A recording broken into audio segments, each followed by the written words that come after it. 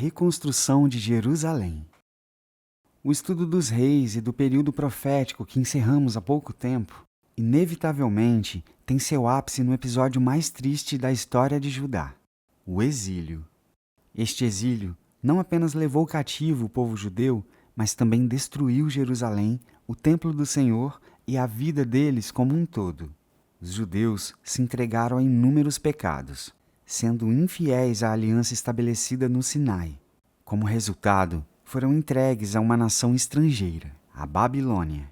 A invasão final da Babilônia e destruição de Jerusalém aconteceu no ano 586. O exílio dos judeus durou muitos anos.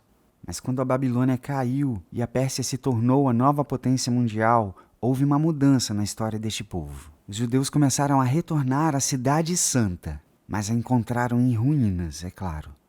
Quando falamos da reconstrução de Jerusalém, logo pensamos nos livros de Esdras e Neemias, livros que, nos manuscritos mais antigos, são considerados um único livro.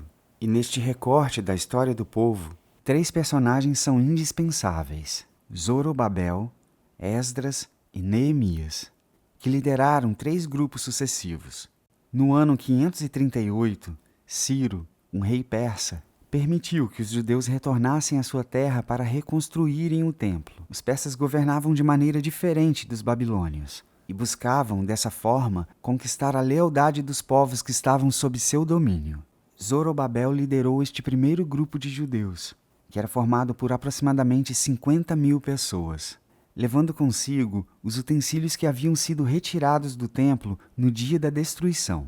Apesar de ser um número expressivo, muitos judeus preferiram permanecer na Babilônia, pois, após enriquecerem, talvez não estivessem dispostos a abrir mão de tudo e recomeçar, encarando uma cidade em ruínas e cercada por povos hostis. Este pode parecer um pensamento lógico, mas mostra uma grande falha no coração do povo. Logo que chegaram em Jerusalém, deram início à reconstrução, e o primeiro ato oficial foi reconstruir o altar. Uma atitude importante, visto que o altar simbolizava a presença e a proteção de Deus, além de reafirmar o compromisso desse povo como nação: adorar somente ao Senhor. A reconstrução foi iniciada e uma mistura de júbilo e choro tomou conta do povo quando os alicerces foram lançados. O povo começou bem, mas logo desanimou e a obra foi interrompida. Povos vizinhos se opuseram à reconstrução, pois temiam que Jerusalém se fortalecesse novamente. E foi neste contexto que se levantaram Ageu e Zacarias, profetas que trouxeram uma mensagem de alerta e encorajamento, chamando o povo de volta à ação. O templo foi concluído cerca de 20 anos depois do início da obra. Quase 80 anos se passaram desde o dia em que Zorobabel deixou a Babilônia para que, finalmente, um segundo grupo de exilados partisse em direção a Jerusalém. Este segundo grupo foi liderado por Esdras, formado por cerca de 2.000 homens com suas famílias. O principal objetivo de Esdras era restaurar a adoração a Deus. Esdras encontrou um templo reconstruído, mas um povo em situação deplorável. Casamentos com povos estrangeiros voltaram a acontecer, como antes do exílio. O futuro espiritual da nação estava novamente sob grande ameaça. Afinal, ao se casarem com mulheres estrangeiras, estes homens também aceitavam seus ídolos. Logo que Esdras foi informado sobre os pecados do povo, rasgou suas vestes, arrancou a barba e fez uma oração a Deus, confessando os pecados em nome de todo o povo e reconhecendo a justiça do Senhor. Todos os homens de Judá e Benjamim se reuniram em Jerusalém e Esdras os chamou ao arrependimento. Alguns se opuseram, mas ao reconhecerem a gravidade do casamento misto e o perigo de colocar toda a nação em apuros novamente, as mulheres estrangeiras foram mandadas embora.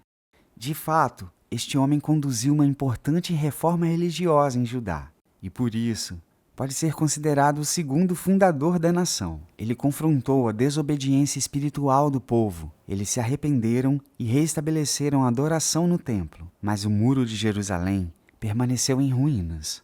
Alguns anos depois, Neemias, que nasceu no cativeiro e não conhecia Jerusalém, liderou o último grupo à Cidade Santa. Ele trabalhava na corte do rei da Pérsia, mas ao ser informado da situação de Jerusalém, deixou para trás uma posição muito confortável para servir a Deus e ao seu povo. Ao chegar em Jerusalém, com um grupo bem menor que os anteriores, Neemias saiu sozinho durante a noite para examinar os muros derrubados e as portas queimadas. Uma cidade sem muros era sinônimo de vulnerabilidade e vergonha.